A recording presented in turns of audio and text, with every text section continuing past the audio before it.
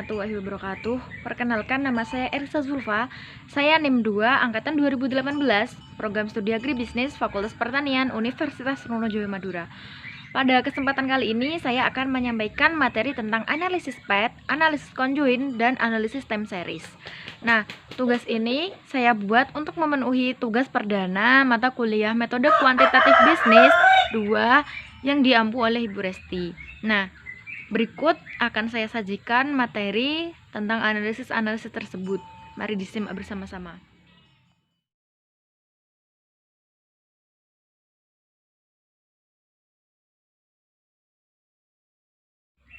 Pada materi ini terdapat 4 poin pembahasan, yaitu yang pertama adalah definisi dari analisis conjoint, analisis PET, dan analisis time series. Yang kedua ada tujuan-tujuan dari analisis PET, analisis conjoint, dan analisis time series. Dan yang ketiga adalah data dan variabel yang digunakan dalam analisis conjoint, analisis PET, dan analisis time series. Dan juga yang selanjutnya itu ada istilah-istilah yang ada di dalam analisis time series, yaitu meliputi stasionaritas dan kointegrasi. Masuk pada materi yang pertama, yaitu analisis conjoint. Apa sih analisis conjoint itu? Nah, analisis conjoint adalah sebuah teknik analisis yang dapat digunakan untuk menentukan tingkat kepentingan relatif berdasarkan persepsi pelanggan yang dibawa oleh suatu produk tertentu dan nilai kegunaan yang muncul dari atribut-atribut produk terkait. Analisis ini mulai dikembangkan pada tahun 1970. Nah, analisis ini digunakan untuk membantu mendapatkan kombinasi atau komposisi atribut-atribut suatu produk atau jasa, baik produk baru maupun produk lama yang paling disukai oleh konsumen.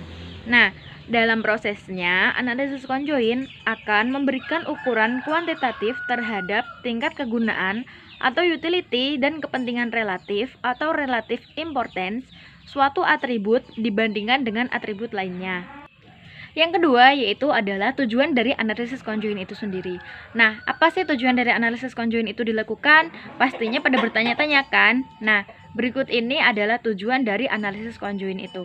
Yang pertama, itu adalah menentukan kepentingan relatif dari atribut di dalam pemilihan oleh pelanggan.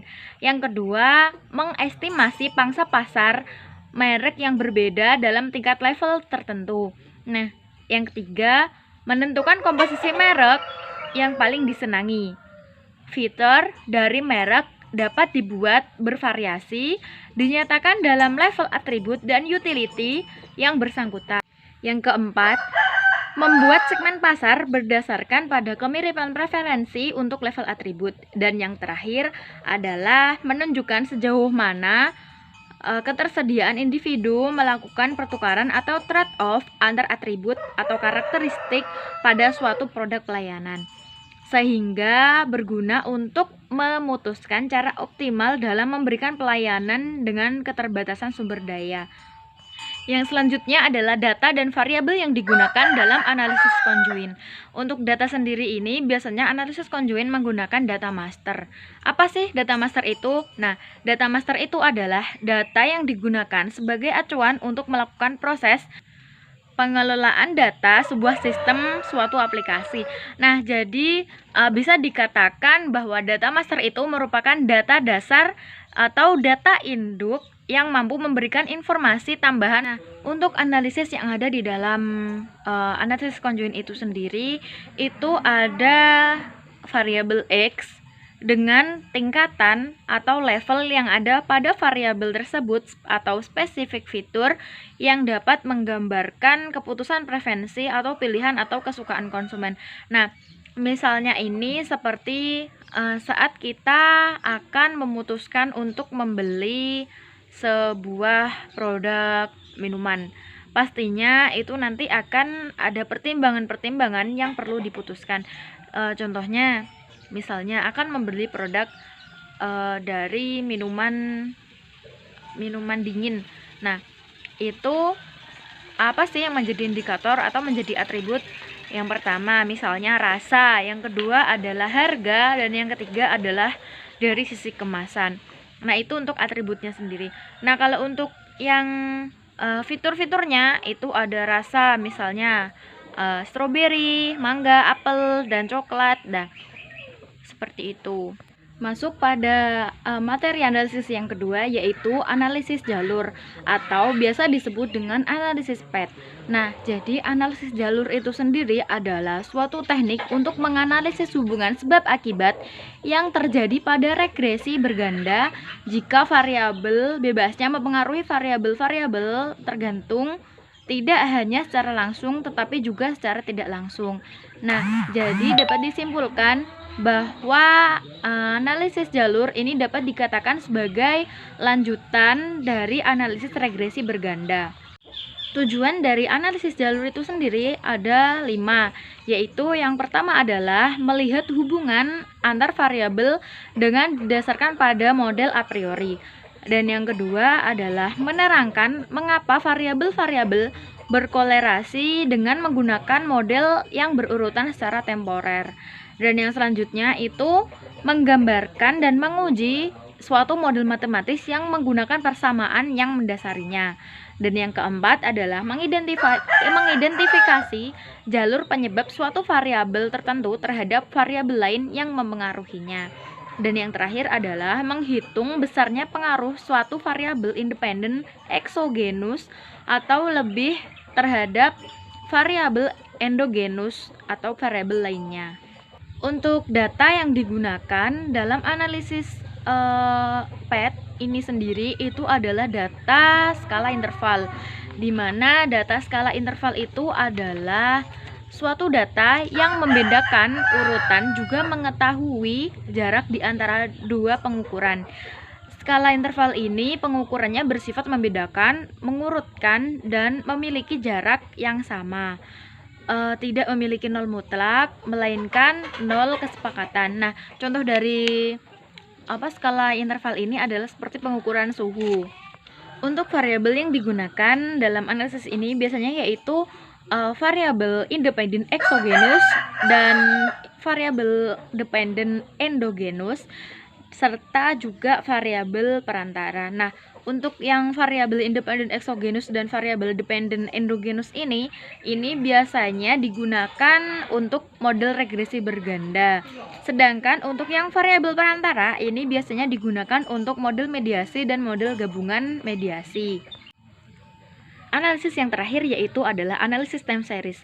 Mendengar kata time series pastinya kalian udah tahu dong apa sih time series itu. Nah, ya, analisis time series itu adalah analisis perbandingan data dengan data keuangan periode sebelumnya dengan periode yang sedang berlaku. Nah, ini atau biasanya disebut dengan perbandingan dengan data historis. Nah, biasanya analisis time series ini digunakan dalam analisis data keuangan. Analisis terhadap data historis diperlukan untuk melihat tren-tren yang mungkin timbul. Nah, kemudian dari tren-tren tersebut kita bisa menganalisis apa yang diperlukan di balik tren-tren angka tersebut. Nah, jadi di balik itu semua nanti kita bisa melihat apakah itu menciptakan peluang tersendiri bagi perusahaan atau menciptakan ancaman bagi perusahaan itu sendiri. Tujuan dari analisis time series ini adalah yang pertama yaitu menjelaskan suatu mekanisme tertentu. Yang kedua meramalkan suatu nilai real di masa depan, dan yang terakhir mengoptimalkan sistem kendali. Sistem kendali ini sendiri atau bisa disebut dengan sistem kontrol. Itu dimana dibutuhkan suatu alat untuk mengatur dari satu waktu ke waktu tertentu. Untuk data yang digunakan ini biasanya adalah data time series atau data deret waktu, yaitu dimana data tersebut yang didapatkan dari kurun waktu tertentu dari satu periode ke periode selanjutnya. Nah, untuk variabel-variabel sendiri dari analisis time series itu ada 4, yaitu yang pertama ada tren, yang kedua siklus, yang ketiga variasi musim, dan yang keempat gerakan tak teratur. di mana tren itu adalah merupakan sifat dari permintaan di masa lalu terhadap waktu terjadinya. Apakah permintaan tersebut itu naik, turun, atau stabil. Nah, untuk siklus ini biasanya lebih dari setahun. Biasanya pola ini tidak perlu dimasukkan dalam peramalan jangka pendek. Jadi, ini hanya dimasukkan dalam peramalan jangka panjang. Yang ketiga itu ada variasi musiman. Variasi musiman ini adalah fluktuasi yang muncul secara reguler setiap tahunnya yang biasanya disebabkan oleh iklim, kebiasaan yang mempunyai pola tetap dari waktu ke waktu. Nah, untuk yang selanjutnya itu adalah variasi acak atau gerakan tak tentu. Nah, pada variasi acak ini polanya tidak beraturan. Ini biasanya disebabkan oleh bencana alam, bangkrutnya perusahaan pesaing atau promosi khusus, serta kejadian-kejadian lainnya yang tak terduga. Variasi acak ini diperlukan dalam rangka menentukan persediaan pengaman untuk mengantisipasi kekurangan persediaan bila sewaktu-waktu terjadi lonjakan permintaan. Selanjutnya adalah istilah-istilah dalam analisis time series, yaitu yang pertama adalah stasioneritas. Kestasioneritas data merupakan kondisi yang diperlukan dalam analisis regresi deret waktu karena dapat memperkecil kekeliruan model. Sehingga jika data tidak stasioner, maka harus dilakukan transformasi stasioneritas melalui proses diferensi jika trennya linear, sedangkan jika tidak linear, maka transformasi linearitas tren melalui proses logaritma natural jika trennya eksponensial, dan proses pembobotan atau penghalusan eksponensial sederhana jika bentuknya yang lain, dan selanjutnya dilakukan proses diferensi pada data hasil linearitas. Nah, jadi suatu data itu dikatakan tidak stasioner jika bila rata-rata dan variannya bervariasi sepanjang waktu, atau dengan kata lain, data dikatakan stasioner bila data bergerak stabil dan konvergen sekitar nilai rata-rata tanpa mengalami fluktuasi pergerakan tren positif maupun negatif. Jadi data tersebut itu dikatakan stasioner jika pergerakannya konstan atau stabil. Yang selanjutnya itu ada kointegrasi. Apa sih kointegrasi itu? Kointegrasi adalah suatu hubungan jangka panjang antara peubah-peubah yang meskipun secara individual tidak stasioner, tetapi kombinasi linear antara peubah tersebut dapat menjadi stasioner. Jadi kointegrasi ini adalah suatu alat analisis yang digunakan untuk menstasionerkan linear yang tidak stasioner.